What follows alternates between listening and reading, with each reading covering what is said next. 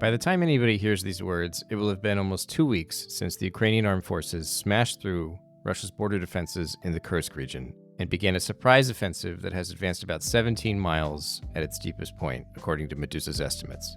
Regional officials in Kursk have evacuated towns along the Ukrainian border, and more than 120,000 people have been forced to leave their homes. Vladimir Putin has met several times with top national security officials, but Russia's president hasn't yet bothered to make a national address, despite the fact that part of the country, a real part of the country, not just Ukrainian lands that Moscow has claimed, is now under foreign occupation. At the same time, Russian troops are still attacking Ukrainian defenses in the Donbas, where Kyiv remains vulnerable after months and months of slow Russian advances. The world is watching to see if the Kursk incursion can force the Kremlin to pull soldiers from eastern Ukraine, though Kyiv's surprise offensive into Russia has other, maybe even intangible benefits too. One of the most sensitive issues inside Russia related to Ukraine's Kursk offensive is the use of conscripts as opposed to the older, better-trained draftees, volunteers, and contract soldiers. To discuss the course of the Kursk incursion and to understand why sending conscripts into Russia's new conflict zone is such a sticky wicket, I spoke to Mark Krutov and Sergei Dobrinin, two journalists at RFARL who have tracked the war closely and recently wrote an article addressing how the Russian military plans to use conscripts amid Kyiv's offensive in Kursk. Welcome to the Naked Pravda.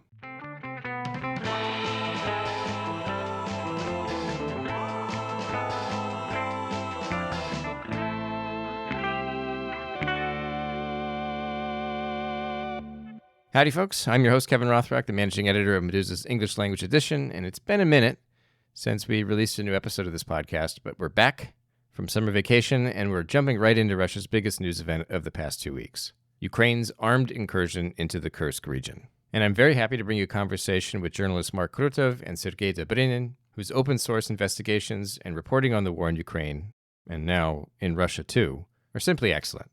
Mark is especially active on Twitter, where he often posts threads about his articles published in Russian, so do consider following him there if you don't read Russian, or if you just don't have time to read whole investigations. And I'll say, even after almost 5 years of doing the Naked Pravda, I've never quite figured out the proper tone for this podcast, but I'll go ahead and share some personal news because it might affect your listening experience, at least for this episode. I recently moved from New Haven, Connecticut to Portland, Oregon, which is a glorious return to the West Coast for me, but it also means that many of my interviews with people based in Europe will now happen at what is the middle of the night for me. In other words, you might notice that I sound more tired than I did before. Hopefully this isn't annoying or distracting, and I'll do my best to keep the energy up, but maybe we'll have to rebrand the show as an ASMR podcast if things get too sleepy. But enough about me. When I sat down with Mark and Sergei, the first thing I wanted to know was how the Ukrainian military managed to get so far into Russia so quickly. Who the hell was guarding the border? When Ukraine's incursion force entered Kursk, the Kursk region, what Russian units did these Ukrainian troops first encounter? Like, was it the National Guard? Was it some kind of territorial defense group? Was it the defense ministry, the military? I've seen like FSB border guards, the Akhmat special forces. Like, who's in charge? Who did they actually come into contact with? As we see from the videos, they first encountered the same conscripts, actually, who were in those trenches. You know that Russia prepared quite an extensive line of defensive positions on the border. There is also, I think there is even an interactive map of those trenches, which are available for quite a long time. And it appears that those trenches were actually filled in with the same conscripts, but not those who were summoned this spring, but probably those who were summoned last autumn during the autumn conscript campaign. And as you may have seen, they were taken prisoners very quickly, and they literally, they were not able to do anything to push those Ukrainian troops back quickly. Yes, there were some border guards. I should say that it's just a formal thing that they are FSB, because all border guards, including those who check your documents when you arrive to Moscow, for example, everyone, they are subordinate to Federal Security Service, FSB. I'm not sure how many of them were there, but as we seen on the prisoners' videos, there were mostly conscripts, yes. And now already, I think a few dozens of them are identified, those who were taken prisoners and brought to Ukraine. So the answer to this question would be yes, conscripts. Conscripts. By design, I think by design, there should be bodyguards that report to FSB, which is not an army unit. But I think it's not. It's really just very thin number of soldiers, so they couldn't cover all the trenches that were built like last year. I think that's the weekend lines. And another force that is in charge of covering the border. It used to be called exactly Border Covering Group, something like that. Now apparently it's renamed into Sever Group or North Group or Northern Group. So they're in charge of covering the border, but I'm not sure that they were anywhere nearby because they were quite busy with the incursion into Kharkiv Oblast. The Kursk region falls under the responsibility of the Russian military's Sever, or North Group, which was established from the Leningrad Military District. The Kremlin formally reconstituted this district in February this year as a reaction to Finland joining NATO. Since May 2024, the Sever Group has been drawn into heavy fighting in the northern Kharkiv region. Before Ukraine's incursion, Z channels on Telegram spent the summer talking up the formation of the Sever Group's reserve force outside Kursk, the 44th Army Corps.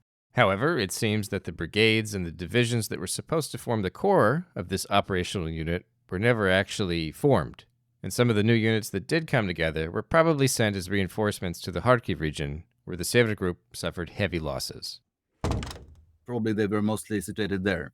But then they arrived. So that column that was, High Marst near Rilsk. Yes. Yes. Apparently, it belongs to the same North Group. Yes. Yeah. So by design, it should be this bodyguards of FSB and Sever Group, and also some Akhmat units that were attached to this body cover group before.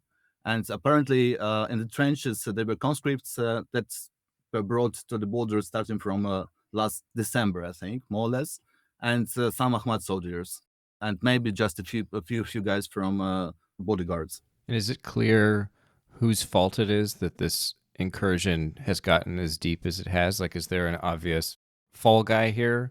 It's hard for me, at least, to decipher what I'm seeing in terms of like Z bloggers, because I know they all have their own various affiliations, and even those affiliations are very fluid. Some, people will side with different groups at different times and so on.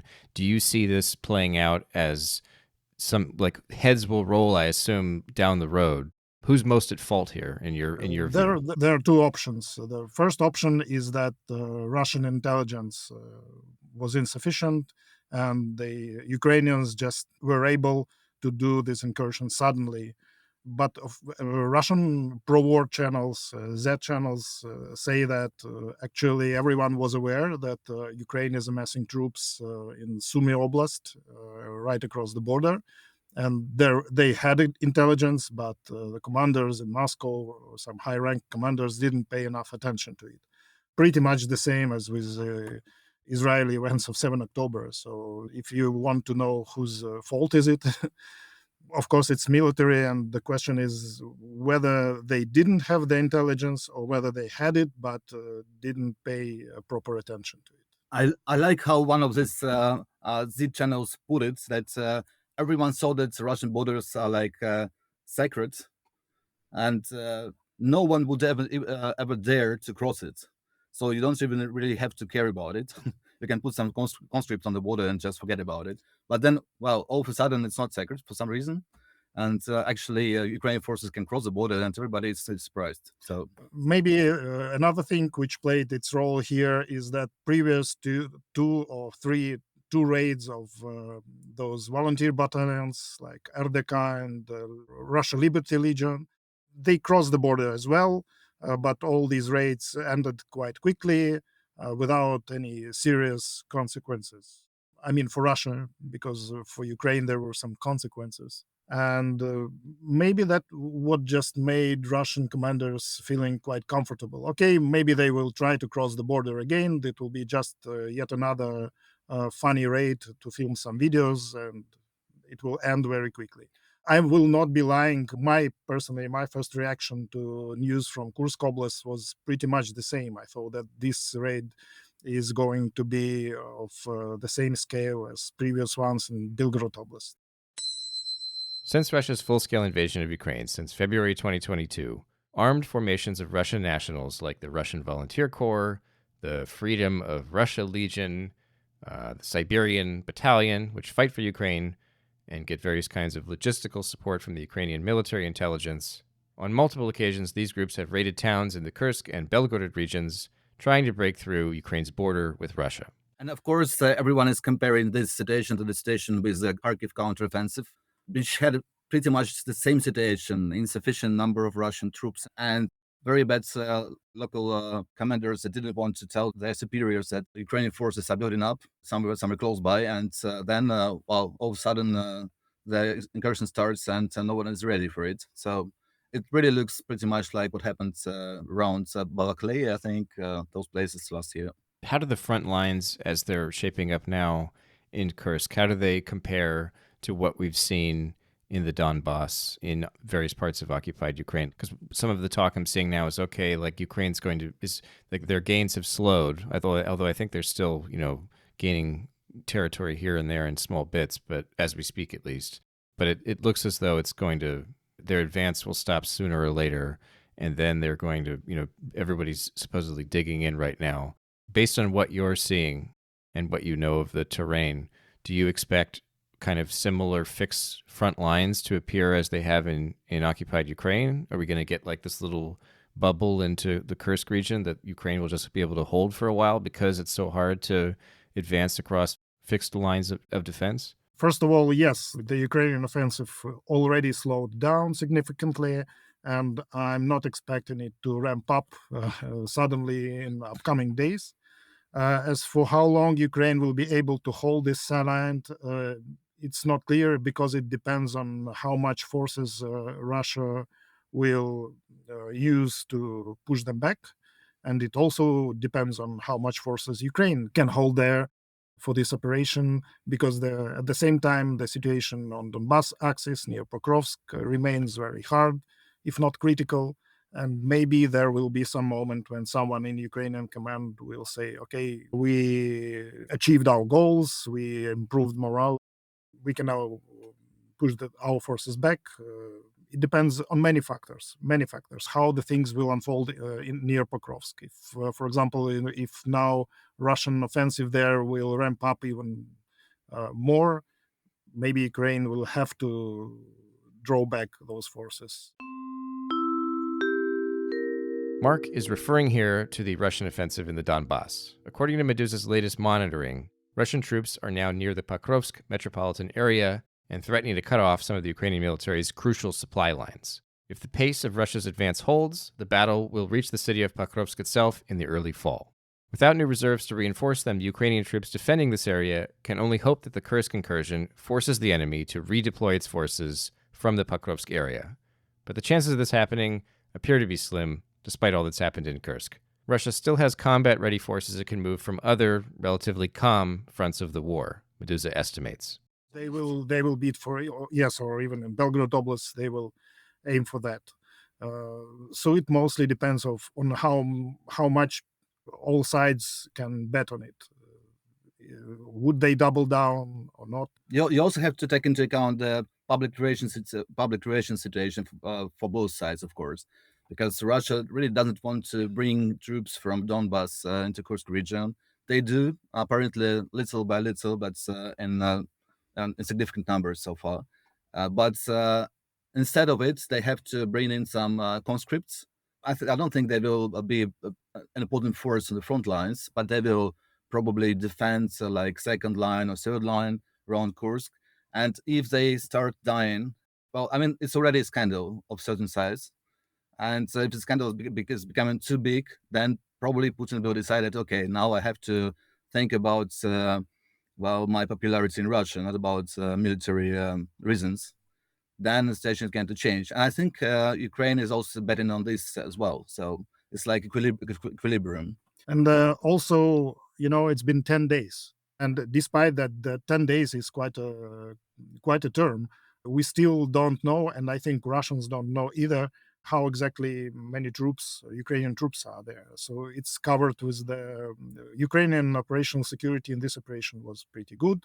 And not only Russians were not aware of their real plans, of the scale of this offensive, but I think the sides still assessing each other's capabilities. So Russia is still trying to figure out how much capabilities Ukraine has in Kursk Oblast, and the same is for Ukrainians. So when they will get the more or less real picture of how many troops are amassed there, they will decide what to do next.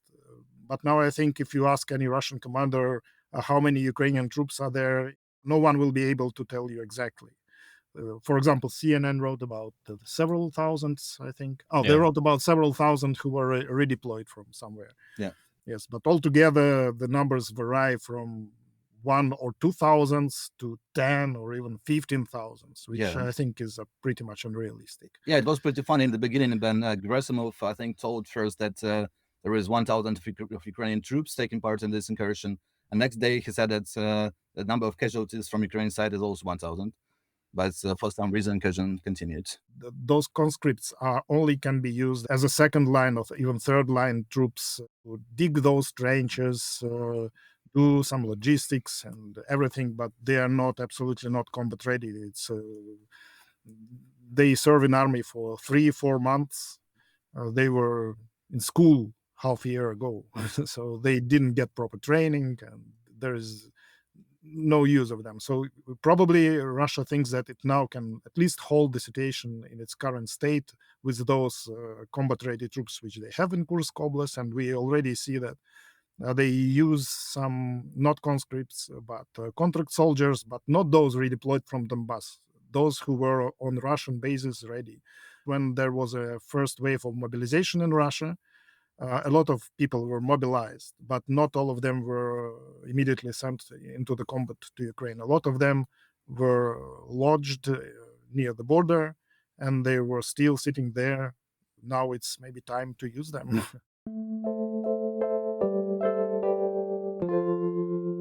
I do want to get to the conscript subject, but before we do that, I was going to ask you I know you're tracking the situation not just in Kursk, but also in the what was the front in the Donbas and what is still the front. And I just you mentioned before that there have been some reports about some redeployments from that war front to Kursk, and I just wonder, in terms of the evidence you've seen, how many is it a substantial number of redeployments? Is it from the areas where Russia seemed poised to make some kind of breakthrough or gain? Like, because that's obviously one of the things that people are looking for in terms of judging the Kursk operation as a success, is whether it's able to pull Russian troops out we of don't it. know. We don't know the numbers, of course, but we indeed have some evidence of those troops being redeployed. We know that from the person who was in Kursk a few days ago and spoke with the Russian soldiers. One of them told him that he and his friends and his group was redeployed from Avdiivka, which is indeed the Donbas axis, the Pokrovsk axis. But it's very interesting because Avdiivka is not on the very front line now. Now Avdiivka is something like 30 kilometers from the main area where Russian forces push on Pokrovsk.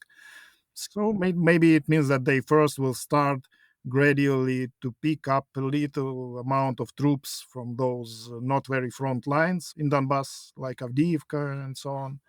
And maybe if situation worsens for them, they will think about redeploying some more combat-ready troops. I think we are hearing now. Well, at least I heard about 2 experienced units that are taking part in defense in Kursk region. It's 810th Marine from Crimea. I think they are also taking part in an offensive in Donbas, and now they are fighting in Kursk region also. I think it's just part of it. And there was also a pretty famous and experienced drone unit. I forgot what the name of it was, but it was quite successful also in the Donbas region. and now it's redeployed to Kursk region. So some parts of some bigger units, yes, yes. probably redeployed. This is important thing because when we speak about redeploying, we should keep in mind that not the whole unit usually is being redeployed, but a small chunk of it. So if you see a soldier who says, I am serving in this brigade, it doesn't mean that the whole brigade was redeployed or even half of it. Yes. Okay.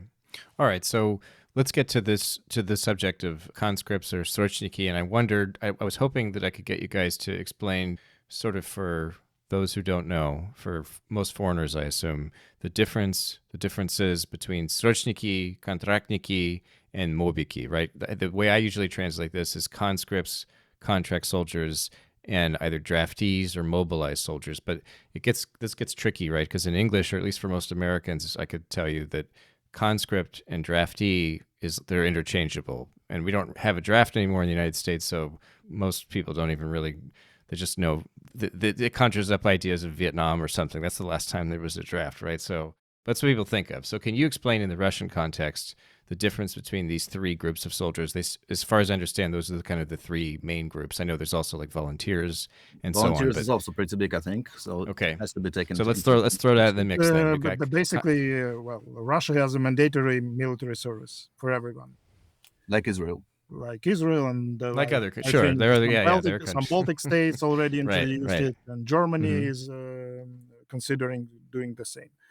So when you finish your school, you either go to university and your service can be postponed. In most cases, you go to army right after the school and serve for 1 year now. 1 year now, yes. Used to be 2 years in army and 3 years in navy, and now it's 1 year in army and I think 2 years in navy. That's conscripts. The legal side of this issue is that when you was summoned to your mandatory military service, for the first 4 months, you should be properly trained, and during that period of 4 months, you cannot be sent to a combat mission. That's it, basically. But already after the first months of your mandatory conscript service, you can sign a contract with Russian Military of Defense, which transforms you from being a conscript to being a contract soldier. And when you sign the contract, you're locked in for the whole special military operation? Yes. But still, I think you cannot be sent to a combat mission, but after the 4th month, you can be. So contract soldiers, basically everyone who fits can go to local recruiting office and sign a contract. And the Russian authorities pay huge amounts of money. There's a competition between Russian regions who will pay more and more to recruit people. Just understand, it's up to $60,000 in Moscow now. Something like that. That's the money that you receive right after you sign the contract. Yes, so there's contract soldiers, the same for volunteers. They go to Rankomat, they sign contract, they become contract soldiers. So what is the difference between a contract soldier and a volunteer? Not much. Okay. You're a volunteer before you sign the contract. After you put your signature, you become a contract soldier. I think I understand where does it come from, because the third category you told about was mobics, mobilized, and that's totally another thing, because the law allows authorities to draft people without their consent. Actually, they are draftees. Actually, yes. They're pretty much the same as draftees during Vietnam War. But conscripts are also forced into the service without their choice too. But conscripts are much younger. So those draftees are mostly like people in their 30s and 40s, and do they all have military experience because they were conscripted when they were younger? Yes, some of them do, and usually, yes. Usually, those who have some military experience, they are the first to be drafted. So, in general, those mobilized people, they are a better army than conscripts, and conscripts are just green youths that typically during this 1 year in army, they just shot a rifle like 3 or 4 times, and mostly what they do, they just do some stupid like works in the military on the territory of military units. For example, it's like a meme. They have to paint the grass. Mm-hmm. So when the higher command arrives to this military unit, they have to paint the grass so it's green, and it really happens.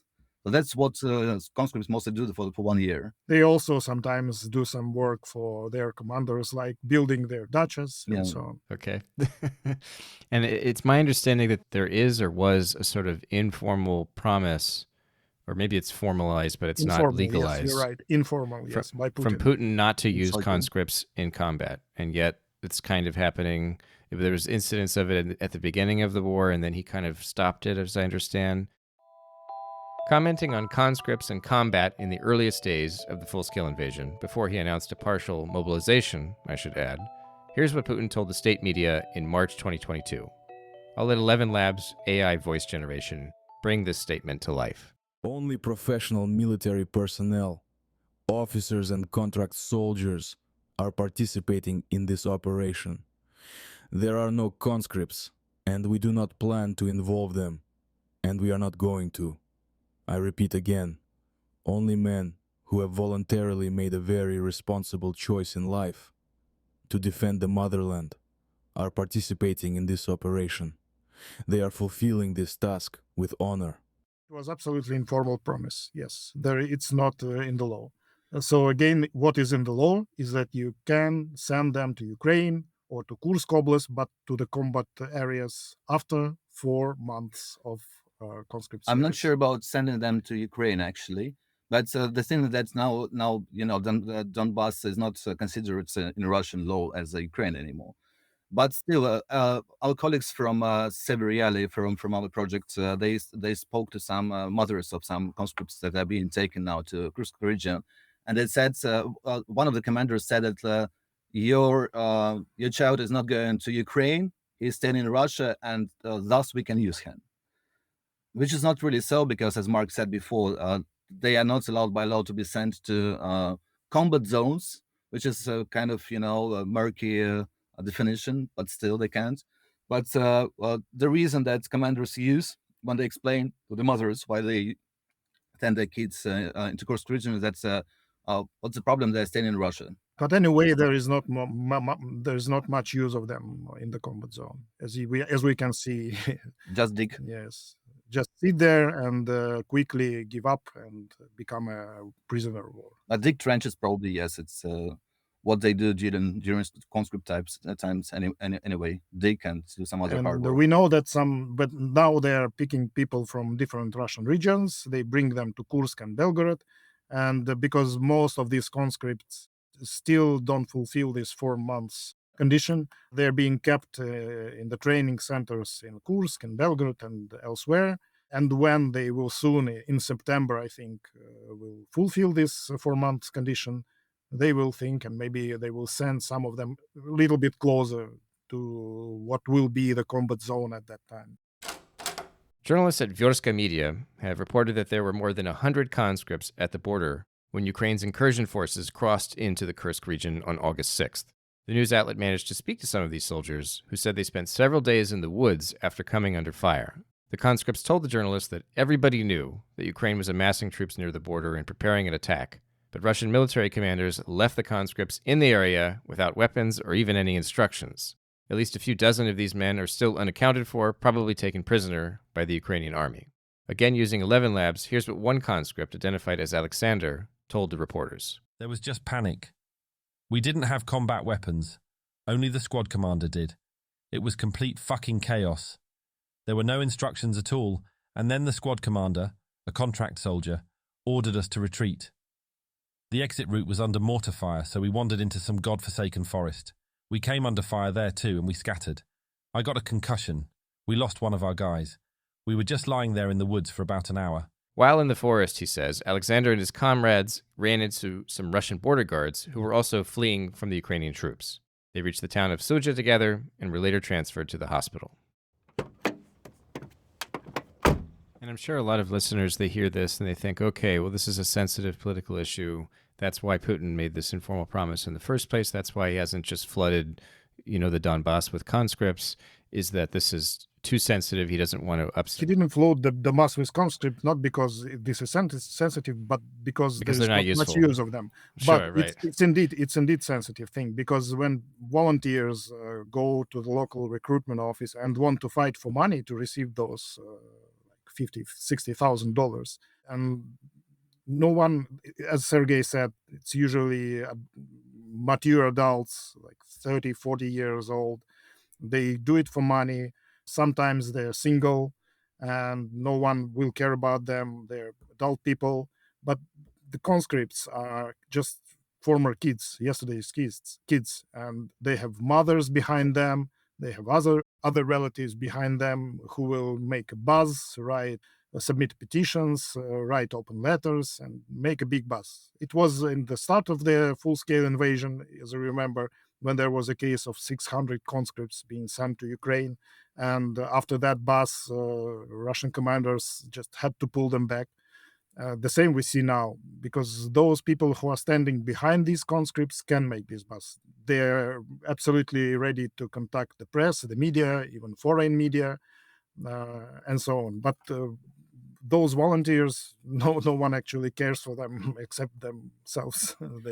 They knew what they do. They do this for money. And I just wanted to add that Ukraine actually also has well, it had probably up to now. I think now it's changing, but they had this conscript based army, and they don't use conscript on front line either. More than this, while some experts suggest that Ukraine should lower the draft age at least to 22 or to 20 or to even to 18, Ukrainian state is hesitant to do it. So they also consider that people under 25 are not really suitable for. It's a question of political salience and also the fact that the soldiers are just too young and not very trained and not all that useful. Yes. And as for deployment in Kursk, so there are two reasons why so many talks about conscripts we hear. The first reason is that Ukrainian offensive was so quick and unexpected that Russian commanders simply didn't grasp the scale of it, and what they had at their possession right at the time were conscripts. And the second reason is, of course, that Russia wants to avoid until the last moment the need to redeploy more combat-ready troops from Donbas. Yes. And if the next mobilization starts this fall, as many people predict, then it will take like another 3 or 4 months before the first draftees would arrive to the front lines. So Russia won't be able to bring in some new, like older soldiers to the front line without redeployment. So maybe they can use these conscripts to keep the ground for a few months if the offensive continues, if the incursion continues. But the interesting thing is that while Russia used convicts and draftees for those grind meat storms in Donbas, were combined with heavy air bombardment, they were able to gain territory and level the cities and destroy them to the rubble. It would not be so much easy to do in Kursk Oblast, because I won't be personally surprised if Putin will raise the Suja from Earth by dropping dozens of 500 air bombs on it, but maybe he will not.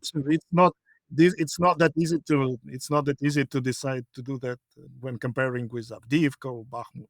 So maybe this is what Ukrainian army hopes for, that they will dig in Suja and other settlements, and at least Russia won't have that advantage of being able to drop bombs on them and destroy everything to the rubble. And I know that you've been tracking, as you mentioned before, you said that the conscripts have parents behind them, people that are willing to kind of muddy the waters or go to the media, be public about their children's situation. Based on what you're seeing, does this look like a real problem for the Kremlin, based on even with the limited use that they will have for conscripts in the months ahead? Or does this look like kind of more, it's manageable, it's different from what we've seen, but it's nothing sort of extraordinary? I don't have sources in Kremlin, but in my opinion, rather the latter one. So yes, that's a kind of annoying problem, but it's manageable because it's not for the first time. Yes, but you have to remember history, during the committee of soldiers. So there was a thing called the committee of soldiers' mothers. It still exists, but it's not as doesn't have as much authority as it used to have. But during the Chechen wars. But during the Chechen wars, it became quite a wide civil movement, which eventually gained some authority, and it was a problem for Kremlin. Kremlin was pretty weak at the time, but still, Yeah. well, I mean, during the first Chechen war. So recently we saw that there was some movement behind mobilized people, because some of their wives and daughters and mothers wanted them back. They insisted that there must be rotation, and they had some protests in front of Kremlin even. Now the founder is a foreign agent and fired Yeah. from her job. No, it Yeah. was so they tried to do some protests, and it was pretty popular. But of course, the Russian repression machine is pretty efficient now, and they know how to kill these movements, like pointedly talking to certain people in it, and maybe detaining some of them and talking to others. So already now we know that those more active mothers from this new starting movement behind this conscript being sent to Kursk region, they already receive calls, not from FSB, but from local recruitment centers, from I don't know, from some military guys saying like, you better sit quiet, otherwise your kid is going to have problems. Yeah. Which is very, very effective when you talk to your mother, I'm sure. So they will. I think this movement, it has some potential to become bigger, but it's already under repression. No Under one in pressure. Kremlin is happy about this conscripts issue, but history indicates that this is absolutely manageable In Russia. in Russia.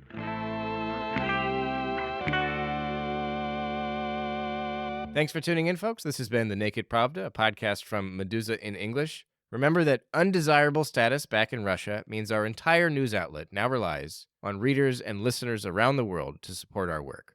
Please visit our website for information about how to become a contributor with one-time or recurring pledges. Thanks again. Until next week.